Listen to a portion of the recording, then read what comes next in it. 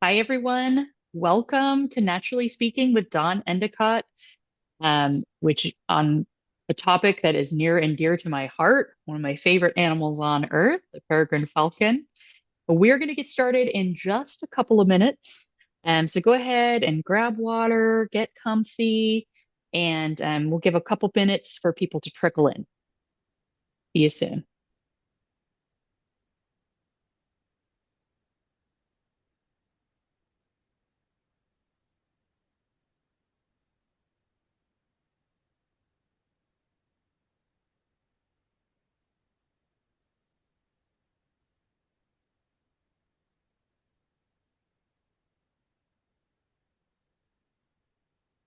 Hi, welcome.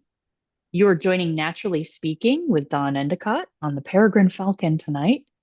And we're going to get started in about 1 minute. So grab your water, get comfortable, and we'll see you soon.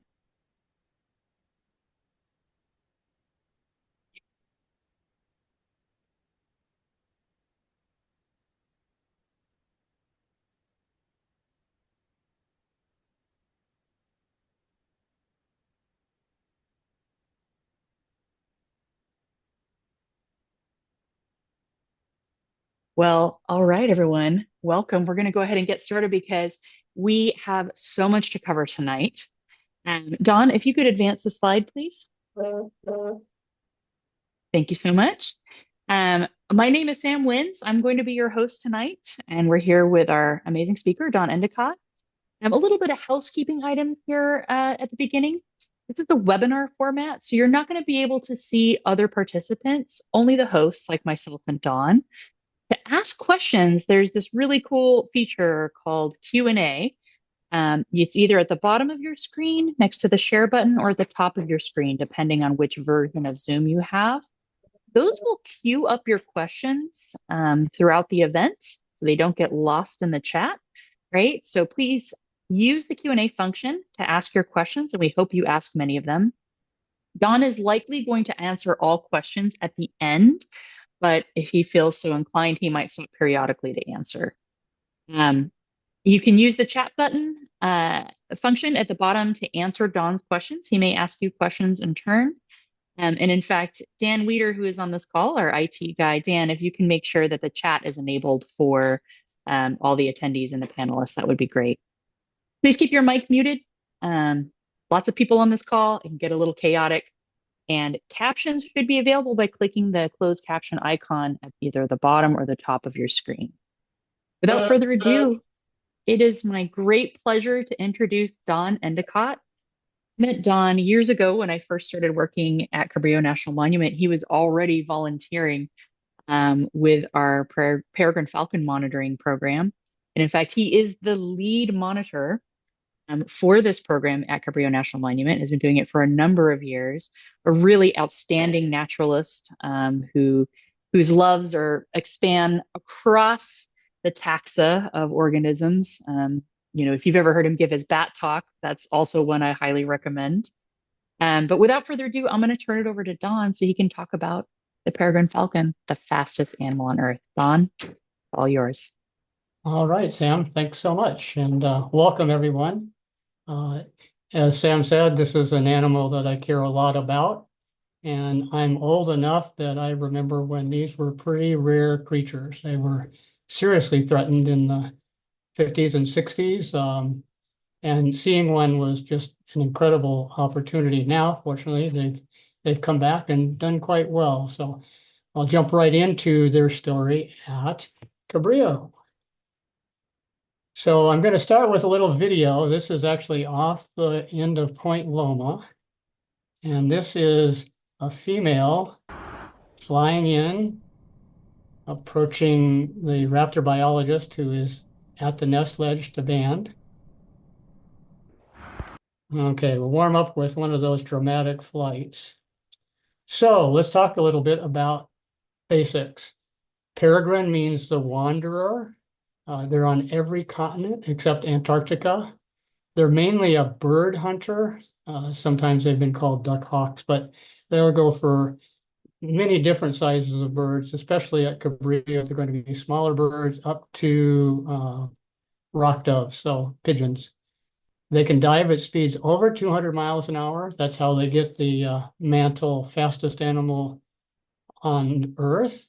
And again, in the 1960s, they really came close to extinction.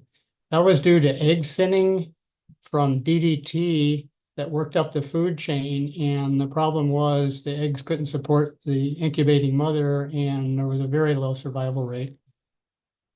So I mentioned they're pretty much worldwide. Some of the migrators can go from the southern sections of South America all the way up to beyond the Arctic Circle, so 15,000-mile annual trip. Our peregrines pretty much stay put. It's really nice in San Diego. So we have resident peregrines in a number of areas around the country, I mean, around the county. So how big are they? They're almost chicken size. And here is a young volunteer holding one.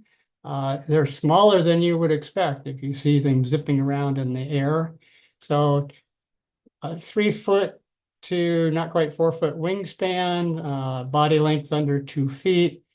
Males are smaller than females. That's true of all the falcons and many raptors, but that causes the naming for falcons, especially the peregrines. The male is called the tercel, which is really means it's a third smaller than the female, and the female is officially called the falcon. So the falcon is a female, the tercel peregrine is the male. And you can see 2 pounds max, that would be a pretty hefty male, and the female is up to 3 pounds. So as you can see in this photo, all these photos are taken on Point Loma that you're going to see during the talk. Many of them off Cabrillo, some over on the Navy side of the point. But they have long, narrow wings. That's characteristic of falcons.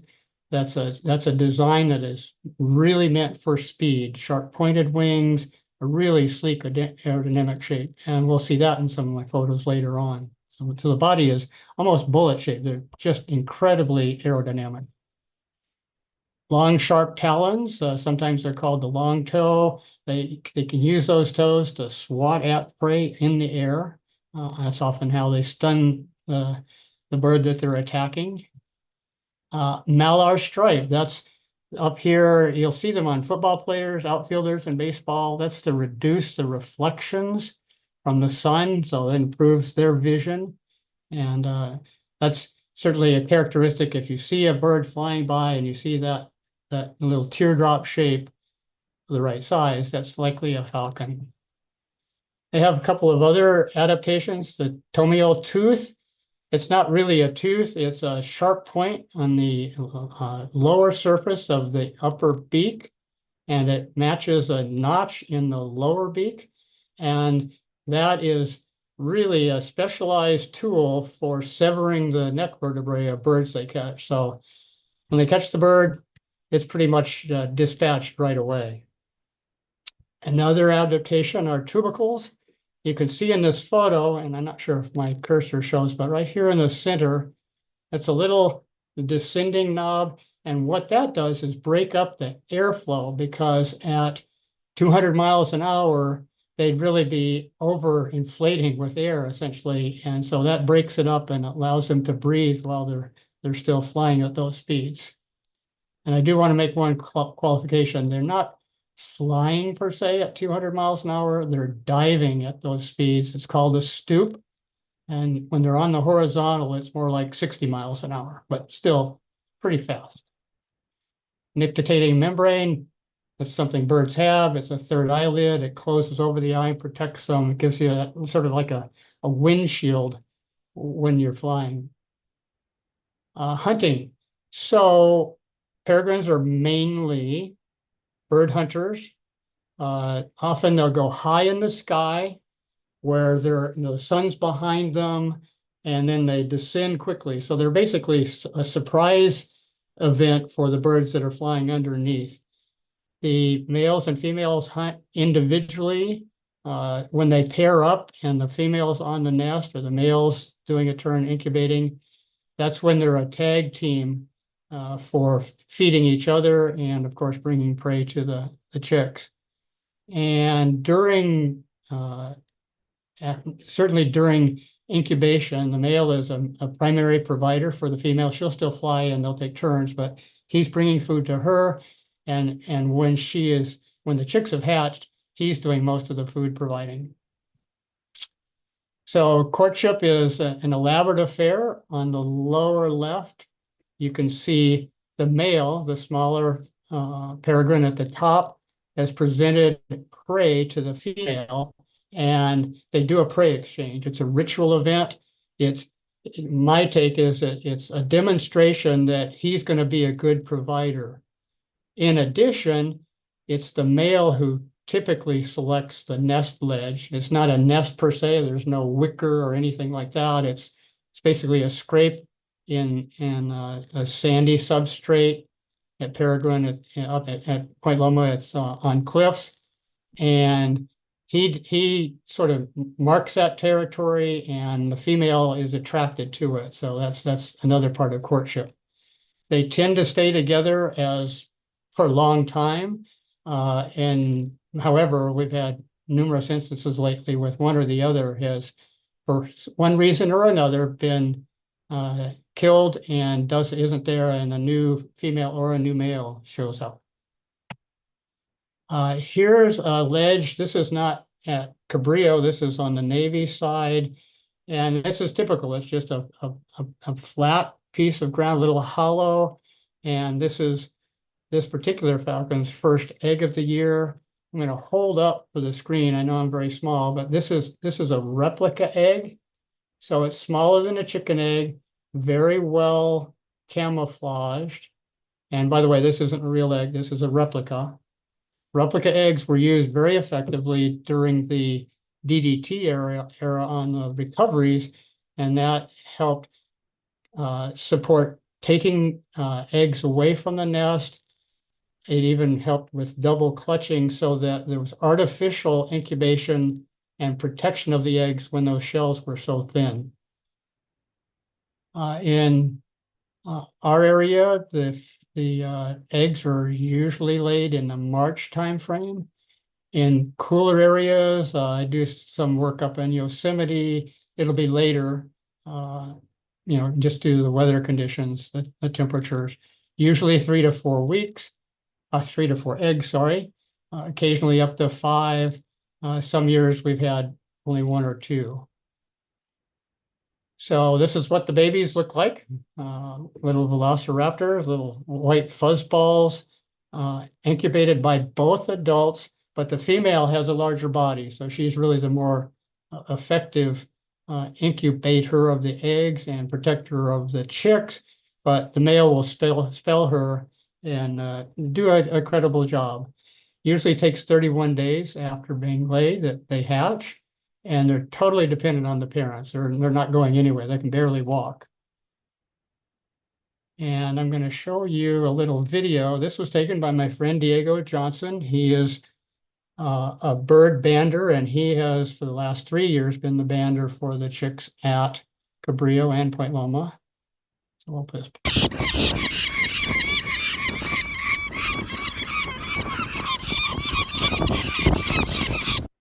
And you can't really see it here. These chicks have already been banded. You might have seen a little bit of the banding on the legs. This was after banding, and this was at the clifftop Point Loma site. And that's what this looks like. So there are the chicks. Diego was looking inside towards them. He's on a rope. He's rappelled in, and this is about 400 feet off the ground. So well up and protected. Monitoring during breeding season, the goal here is to find, is there a pair?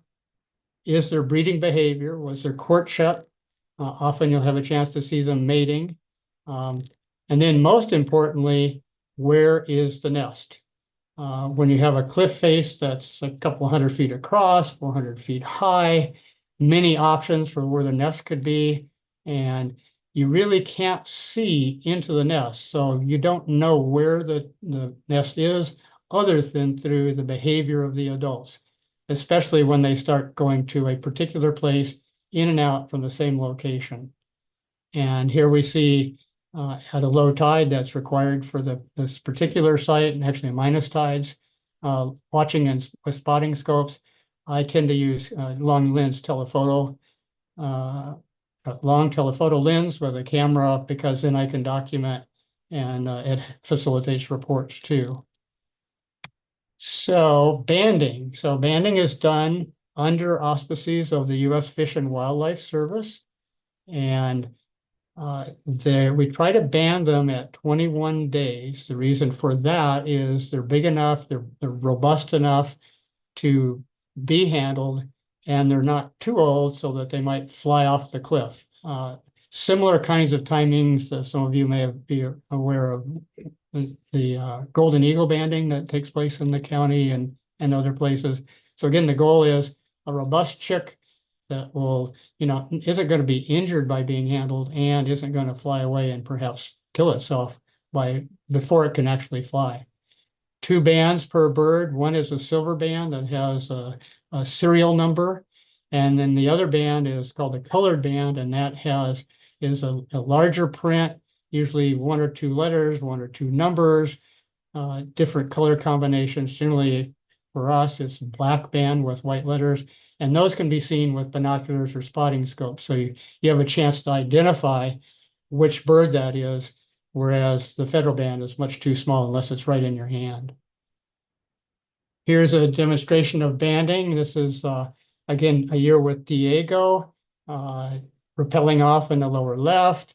I think that's Patricia Simpson here on the right, another volunteer with VIP with the park. And in the center one, you can see that band. So this chick now is 90/8H in the official registry. Why do we ban?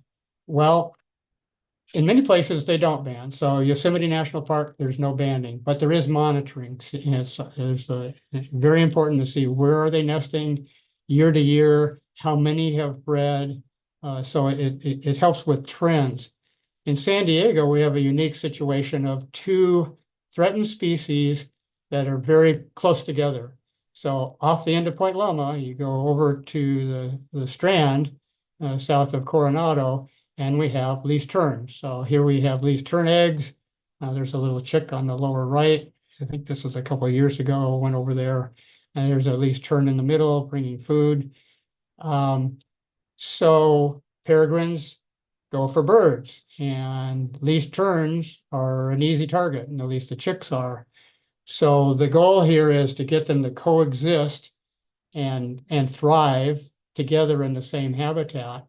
And banding lets us know who is over being a bad bird. In other words, if we can identify there's predation of the least terns and we can identify who did it, then we kind of marshal resources and live trap the perpetrator, and they get hauled off to Northern California or another area so that they're not right here harassing and consuming the chicks. A couple of years ago, there was an adult I think it was on the Hyatt downtown. Now you think downtown isn't really close to the Strand in Coronado, but that bird knew where the chicks were. I don't know that he actually saw them from that location, but he certainly found them. And that was one of the instances where it had to be live captured and transported to too vulnerable a species with the least. In addition, there's banding of the prey species. So here are some snowy plovers. This is Diego again, and a fish and wildlife biologist. We're on the Strand, so you can see the terrain where both the plovers and the least terns nest. So fledglings. Fledglings are adult size. They tend to learn to fly within 42 to 46 days. Somewhere they're 6, 7 weeks after hatching. They can't hunt on their own yet, but they've learned the ropes and they can fly. But they're brown. So if you see a brown, sometimes they have a little of that tan on the very pretty bird, but on tan on the breast feathers, that's not an adult. That's a fledgling. That's a this year bird. They have to both learn to fly and to learn to hunt. Here is an example that was on the Navy side, And this year, which was, maybe 5 or 6 years ago, it was the male, the tercel, who was doing the teaching of the flying. So the males are more acrobatic. They're smaller, they're more maneuverable. And with this family, he was the instructor, the flight instructor. So these were examples of coaxing chicks to fly and then showing them the ropes. Growing up, on average, it seems about nearly all of the birds that hatch fledge. Fledging is what it's called when you learn to fly, but it's a tough world out there, lots of hazards, and only about a third actually make it through the first year. They don't reproduce until they're 2 years old, but they can live a pretty long life. Again, they're the apex predator, if you will, so there aren't things hacking them, but they have other threats. So 12 to 15 years. This is a history of banding at Cabrillo. By the way, the peregrines at Cabrillo were artificially introduced to a traditional area. It's called hacking. A nest box was suspended off the end of the point. Birds were introduced into it. I couldn't find what year that actually started. It might have been in the 90s, maybe even earlier. We didn't really start the banding process, and that's actually a year before I started. In the first year, let's see, I wanted to know, I'm sorry. Yes, the first year was 2014, so there was banding, and there weren't any chicks in 2015, and we didn't know who the adults were. So there was an effort to live trap at the base of the point and then band these adult birds. 2016, same pair. 2017, we lost the original male and we have a new male, 70 over AD. He was around for, I'm sorry, that was the female. Female died. The male was consistent, 98 over M. I knew that wasn't right. 98 over M lasted all the way till 2021, and then don't know what happened. He wasn't there in 2022. Actually, it was a bit of a mystery when I went to monitor. I do that about once a week. Again, I'm at a distance with binoculars or long lens, and he wasn't behaving the same way. He wasn't going to the same places, wasn't perching the same places. And yes, it was a new adult, 02 over BA, and he's been there the last 3 years. We lost female 70 AD. I'll have more on that after 2019, and a different female moved in, probably the same one since 2020, but without a band on her, we don't really know. And this year, voila, we finally had a really good reproductive season. We had three healthy females and one male, and I'll be sharing some of those photos in a little bit. So I mentioned sometimes things don't work out. This was 2019. I saw behavior that didn't match anything I'd seen before, but earlier in the season, I'd seen courting, I'd seen mating, and behavior that suggested that eggs were being tended, and then all the action stopped. Did a cliff top survey. This is a little dicey because you're 450 feet up, but had 3 eggs. And after a little hunting, we found a female, and you can see over on the right-hand side, that's her tag, so we knew who she was. The leading hypothesis is she was perhaps killed by a horned owl. There are horned owls on the point.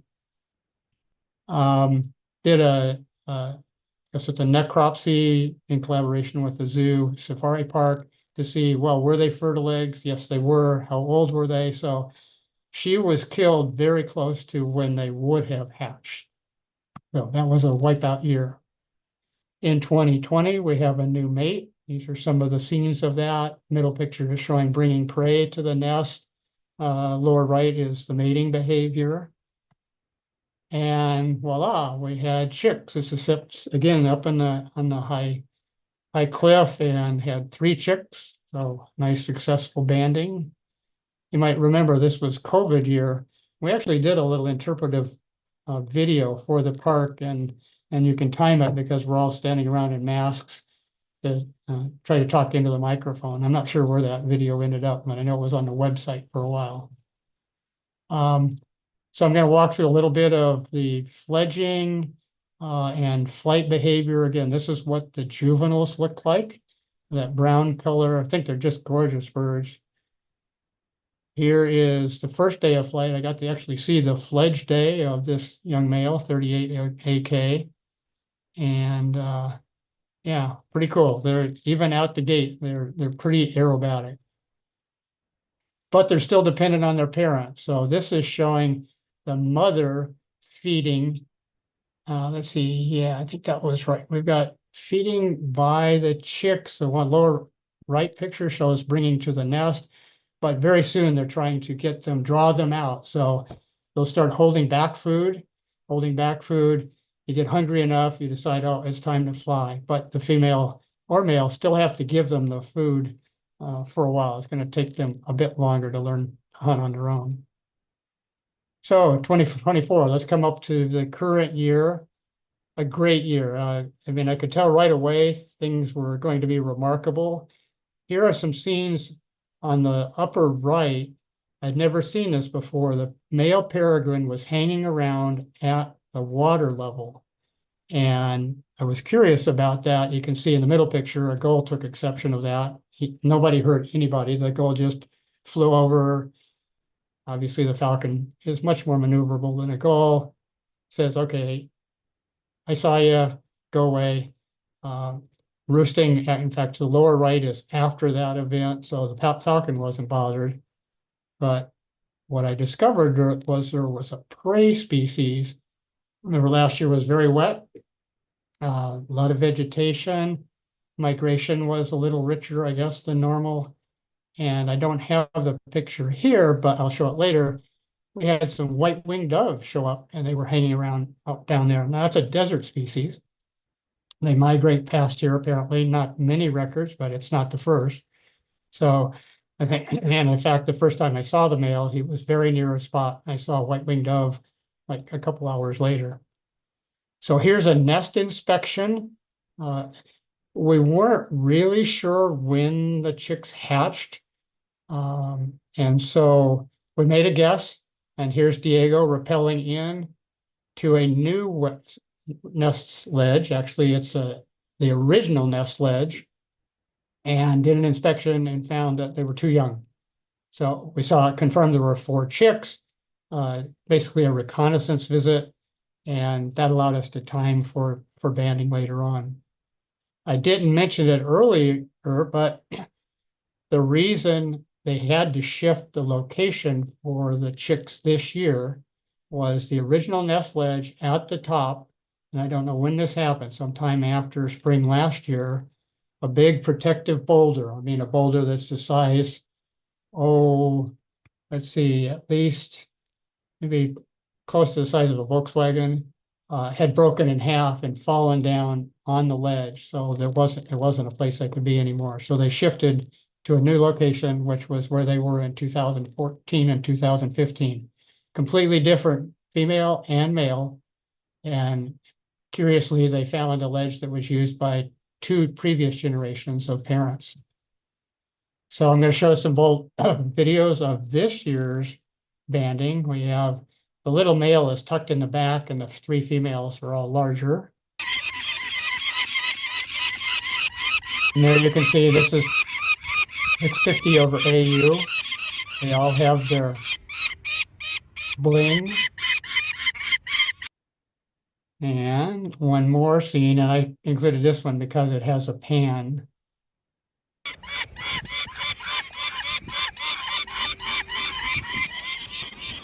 There you can see one of the adults up on the cliff keeping an eye out. That's the female. And so, yeah, I mean, the parents aren't happy about it. They stay close. In some banding cases, they actually contact the banders. Hopefully I can show a video later on with Jeep Pagel, who was the original scientist for this, the peregrines here. And boy, he's all marked up and clawed up from contact with peregrines. So these are our 2024 birds. I've got two of the youngsters on the lower right, one of them on the lower left, not quite ready to fledge. They're still close to the nest, but they're able to get up on boulders. And that's the adult flying over, keeping tabs on them. And I really enjoyed this sequence. This is one of the early lessons, so we can just follow the timeline left to right. We've got the peregrine on the left, it's the same bird, but it's looking at the adult, hoping for food. It's flapping around, and then it does this little nosedive, which it couldn't quite keep its balance while it was maneuvering on that rock. One of the funnier scenes I've seen. Um, Fledgling fun and games. So here we have two that in this case, they're either watching a sibling or watching a parent. They do aerial mock combat. All of this is to learn the sort of the how to fly, how to maneuver, develop those skills they're going to need to be on their own. There are some monitoring perks. So I'm down there. I guess this particular place would be called Zone 5. No one around. Have sea lions like this one that was enjoying cruising by and waving at me. Sometimes I have harbor seals. There's an osprey. There have been one or two ospreys off the end of the point. And and this photo was taking place shortly after this. The peregrines decided that osprey was too close and gave it a chase. I don't think it lost any feathers, but it was a dicey moment. Lots of brown pelicans. Uh, on the lower right, we have a snowy egret with a blenny, and of course, shoreline crabs all over the place. They keep me company down in the rocks. A few more brown pelicans, Caspian terns, lots good tern action there. We had the windblown sailors like the Villela. On the right, I think many of you who've been at Cabrillo last year saw them washing up on shore. And there's one of the white-winged doves that wouldn't normally be seen in this area. So I mentioned how aerodynamic they are. Here I've got, let's see, I think I've got the female on the left and then the male on the center and the right. So just really exceptionally aerodynamic. Loss and recovery. So I mentioned that they were endangered. They were on the endangered species list, federally protected. And you see the number 3875, DDT comes in. There are almost no peregrines in the east. So the peregrines that are around now are pretty much all from the west. Number of breeding pairs dropped down to over 90%. So, I mean, this is really bad for the species. Many species, brown pelicans had the same issue.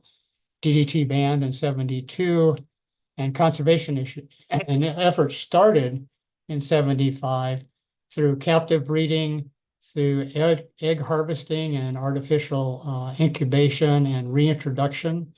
Some of that was done in Yosemite, and Jeep, the Fish and Wildlife biologist who initiated the project here, was one of those climbing banders. Now, by 1999, it was delisted. So a really great conservation story.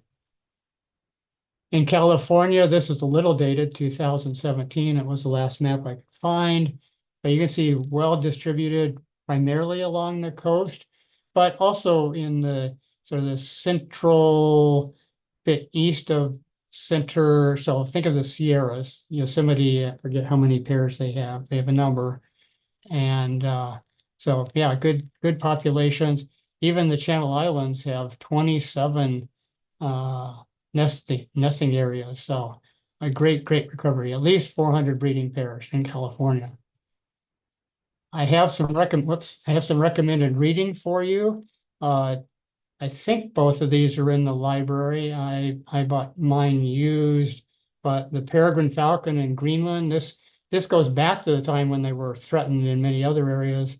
James Harris spent, I think, at least one season basically living with the falcons for the whole cycle to learn as much as possible about them. And then the Peregrine by J.A. Baker is a more, say, not romantic. It's considered by some how to put yourself in the inside a peregrine falcon and experience what it's like. So that was two good reads.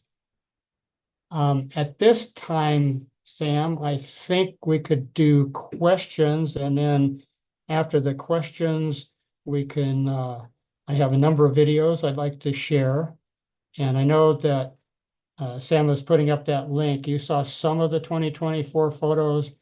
There's a Flickr album, I believe, through the whole process. There are maybe 86 photos there. And if you go to my Flickr page, I have similar albums for the previous years. So with that, Sam, how are we doing on questions?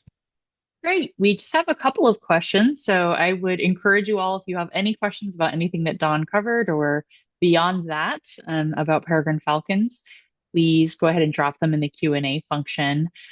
So Don, we're going to get to this first question, which is from Ike. Ike wants to know, is there some significance of Peregrine Falcons in San Diego?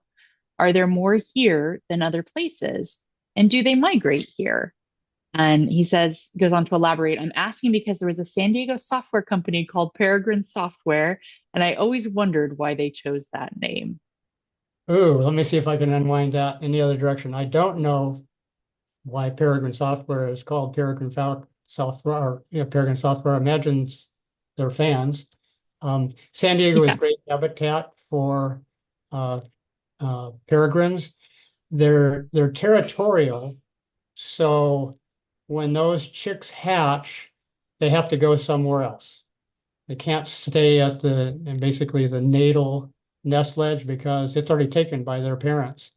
So Mhm. we have dispersal, and some of the areas in San Diego are from dispersed chicks from either the Point Loma site or the Navy site. I know there are peregrines at La Jolla Cove. There's some very famous peregrines at Torrey Pines. They've been there a very long time. At least two pairs on Point Loma. I'm trying to think of some other areas. I know downtown had peregrines in the Hyatt. There was a hotel in Mission Valley that had a pair of peregrines, which was kind of funny. It was the most unusual banding experience ever. I didn't show photos from that, but we actually coordinated with the hotel manager, went in the hotel, went into the room, opened the sliding door, and banded the chicks because they were on the deck of the room. That was. Oh my goodness. I've seen peregrines up at I've seen peregrines up at Carlsbad by San Elijo. So yeah, they're doing well in San Diego. I don't know that it's richer than other areas. The coastal areas with cliffs or vertical structures are very beneficial to them. So yeah, they're doing well here. Now the question of migrating, yeah, in many parts of the world they migrate. Our adults stay put here.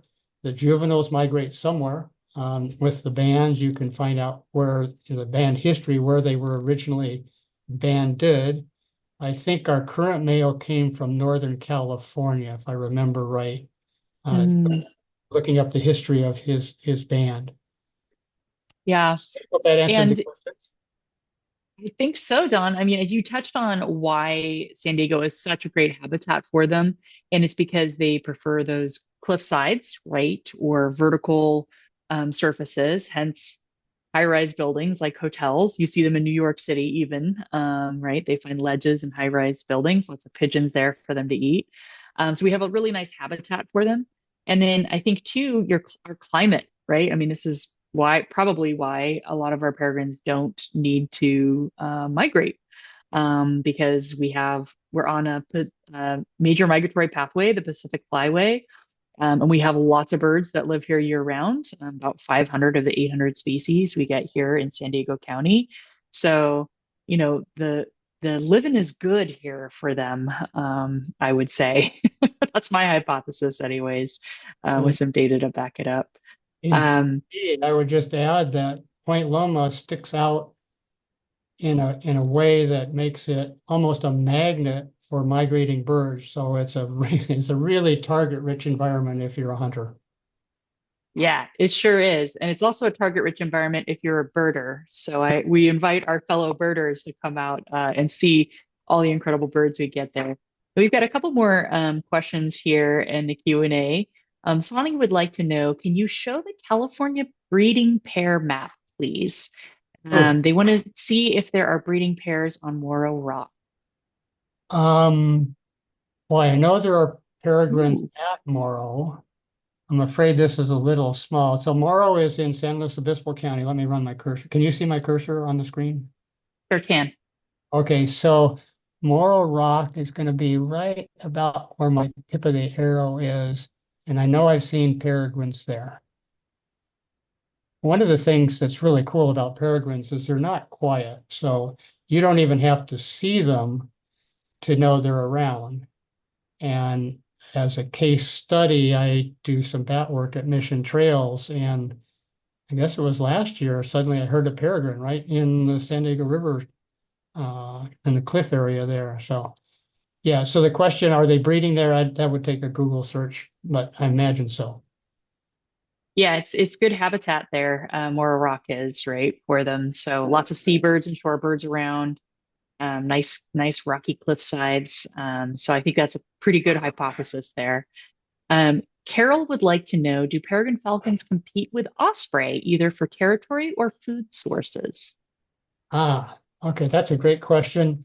So they do not compete on food. Osprey are exclusively a fish eating, fish catching species. They're the only, there's only one species in the genus. Uh, Mhm. and what really the interaction between peregrines and osprey is peregrines on a nest are hypersensitive to threat. And so what usually happens is, an osprey just innocently flies by and gets attacked. Now, they aren't alone in that. Brown pelicans are attacked all the time. I have a video I'll show in a bit of peregrines basically driving brown pelicans into the ocean off of Torrey. They'll even take on bald eagles, which are what, at least 5 times, maybe even bigger weight-wise than a peregrine. So yeah, they've got some pretty ferocious personalities. But in the case of ospreys, ospreys are a completely different food niche. Um, and what else can I say about ospreys? Also, ospreys also migrate in many climates, but ours are pretty resident. Sometimes we'll have them fly by on their way somewhere else, but most of our, like the Rob Field ospreys, those are resident. Yeah, and once again, really nice habitat for these osprey, right? We've got our ocean, lakes where they can fish off of, a mild climate, lots of an abundance of aquatic animals for them to eat, right? And I think this goes back to you, talking about how peregrines are so fierce. I think that's my hypothesis would be that's why people name their companies after them, right? And they'll Okay. take on bald eagles even. I know if I had a company and I was going to name it after a fierce animal, peregrine would be at the top of my list, right? They're fearless. Christy would like to know, what is the status of peregrine habitat loss? And is it important to conserve additional habitat for long-term sustainability? I love that question, Christy. I do that, and boy, that's a universal question. That Mm, everything, almost every species I know is under threat of some kind from habitat loss, whether it's residential areas taking over, open spaces. With the peregrines, they're pretty adapted to things like cities. I mean, there's some well-known videos. I think even I'm trying to David Attenborough narrating them living on church steeples in Europe. The hmm the situation I'm seeing most affecting us locally has been erosion of the cliffside roosts. So we lost the mm, roost that was the last 5 years off the end of Point Loma. We lost the roost that I'm going to show in a video in a little bit on the Navy side of Point Loma. It totally basically the cliffs are eroding away and the nest ledges are falling into the ocean. So if it's hard rock, that's not a problem. But the sedimentary, I think ours is Cretaceous marine sediment. Those are Mhm. crumbly, and yeah, so that's kind of creeping up.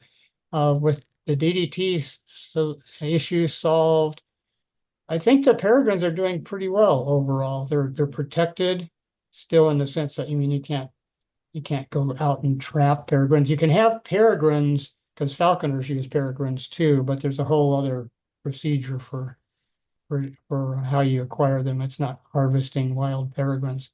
So yeah, I Yeah. think all the trends are up rather than down for peregrines in particular. Not other species, not so lucky.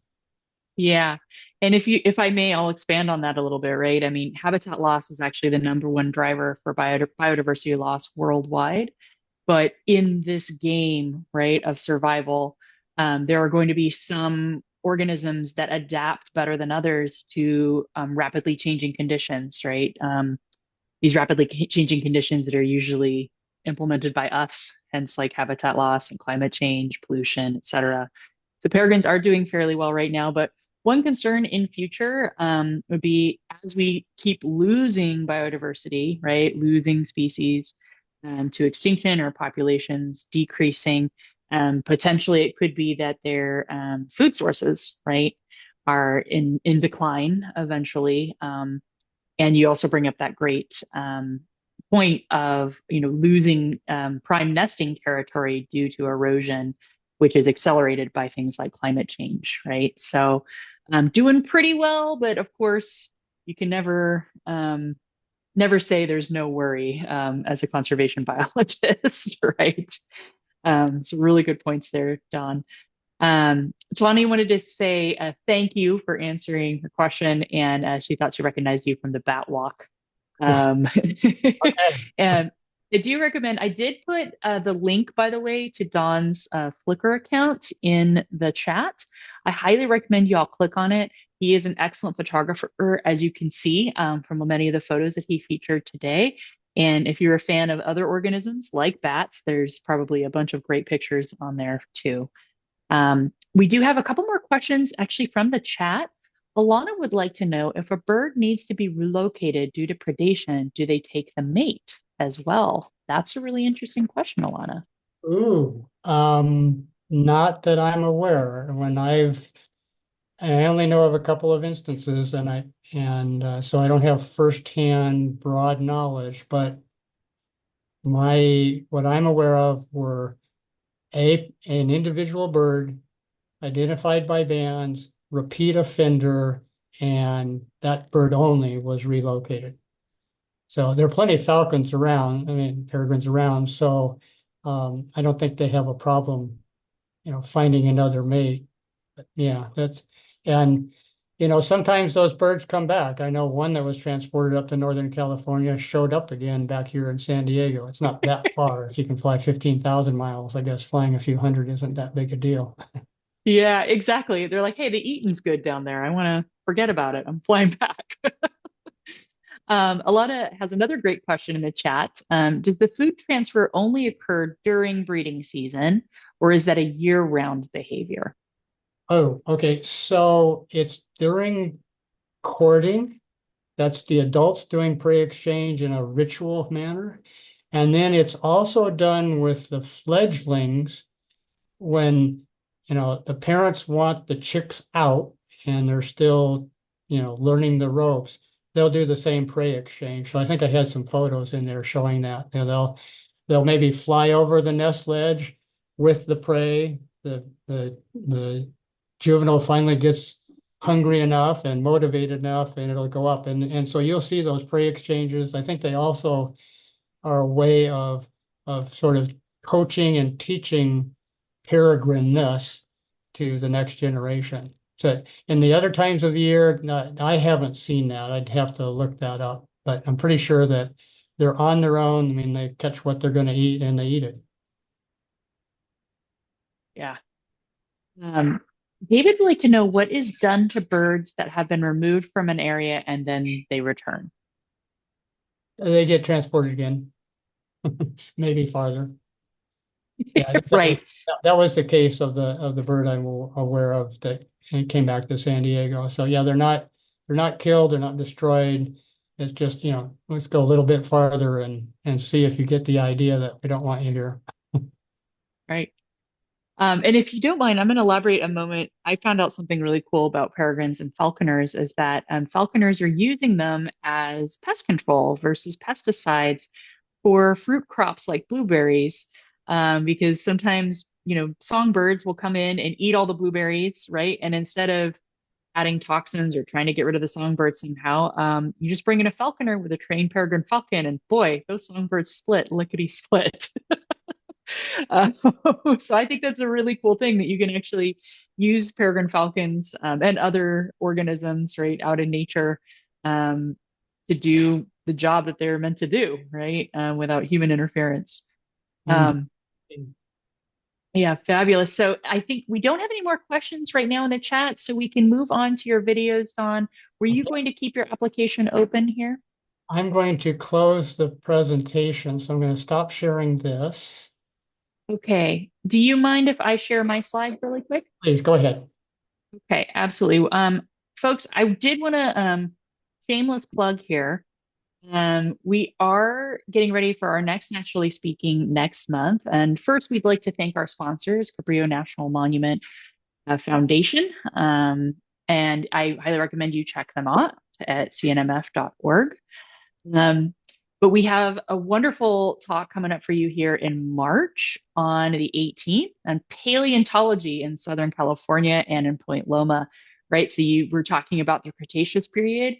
Where did the point come from and what used to live there? And we have an award-winning paleontologist who is a Nat Geo fellow and is a co-host of the PBS show Eons coming up, Gabriel Santos in March. So I hope you join us again for that free science talk.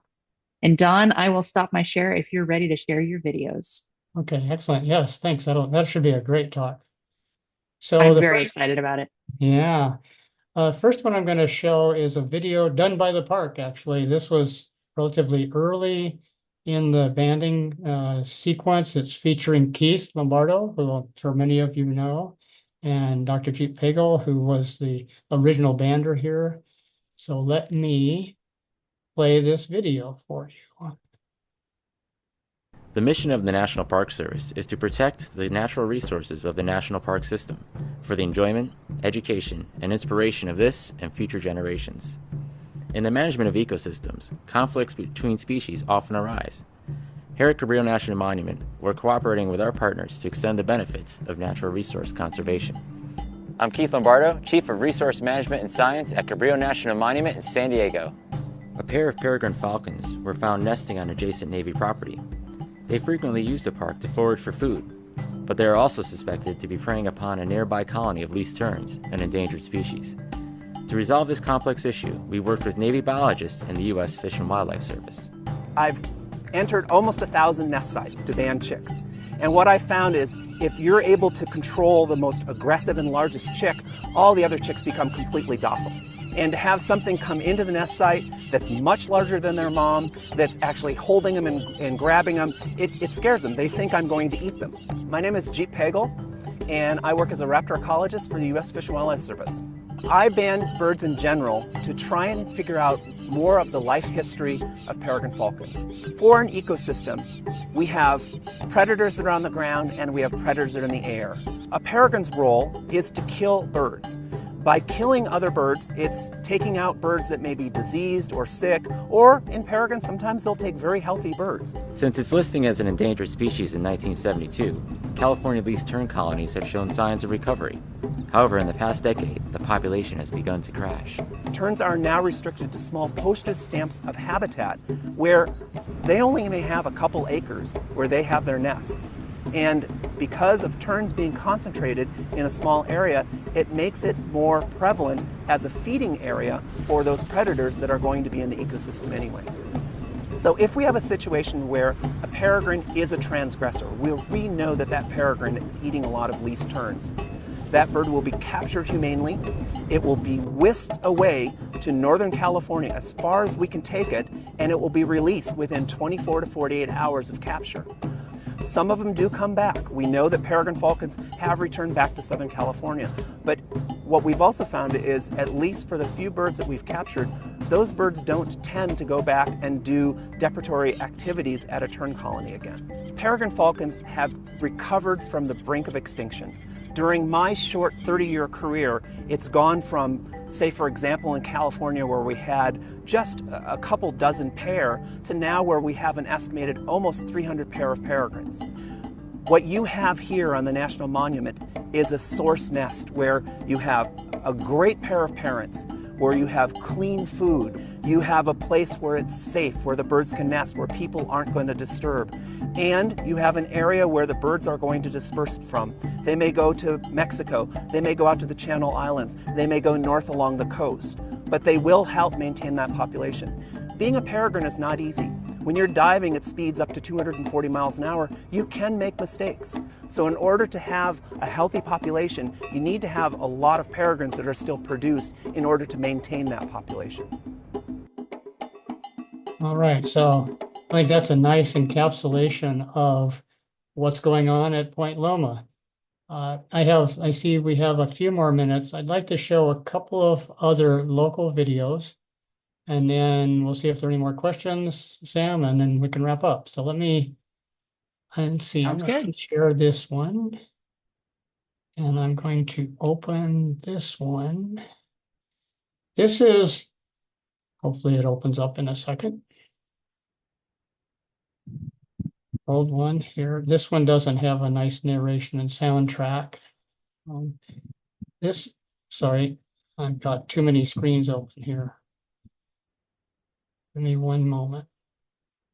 So we're going to share. This is a mother and chicks on the Navy side of Point Loma. And these are much too young to be talking about banding, but they were banded eventually. Very windy. This is also a ledge that's fallen into the ocean, so no birds here anymore.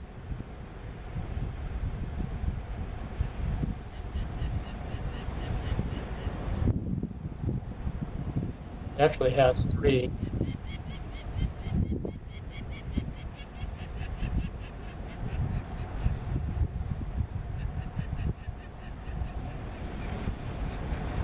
And one that got left behind.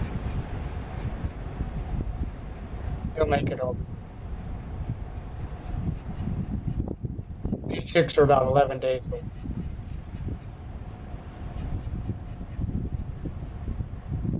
All right, I'm going to pause that one because I do want to take the last minute to show a movie that you can see. It's from Torrey Pines.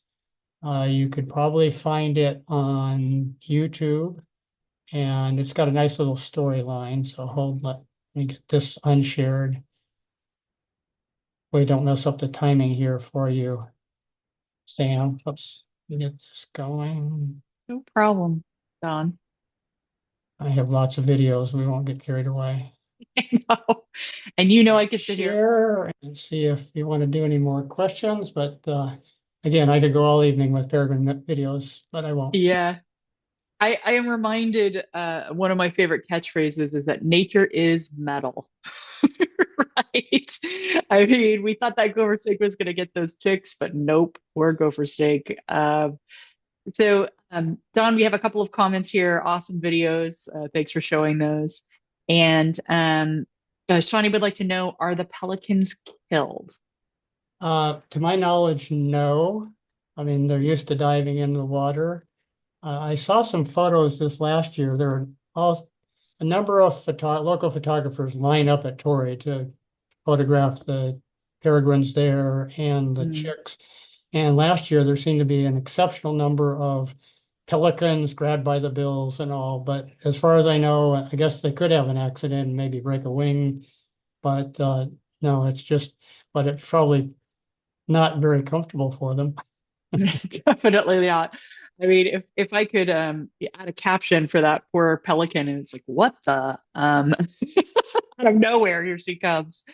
And we are a few minutes over. Thanks, everybody. But one last question.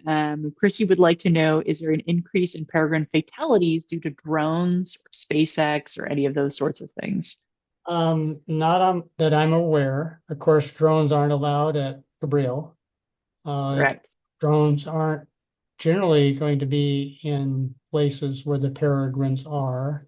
Mm, I guess I don't know. I haven't thought too much about that. As far as SpaceX, that's a whole other elevation altitude situation. No, I think it's more mundane things like destruction of roost sites. Um, and again, pesticides and such as that. So that's kind of yeah. a sad note. Anyway, the Peregrines are doing well. We had a great season in 2024, and Yes. you know, hope they keep it up. Yeah, definitely. And in fact, I would say the opposite, that drones should look out for peregrines because there are falconers that have trained eagles and hawks and falcons to actually take down drones. You can look this up on the internet. This is true.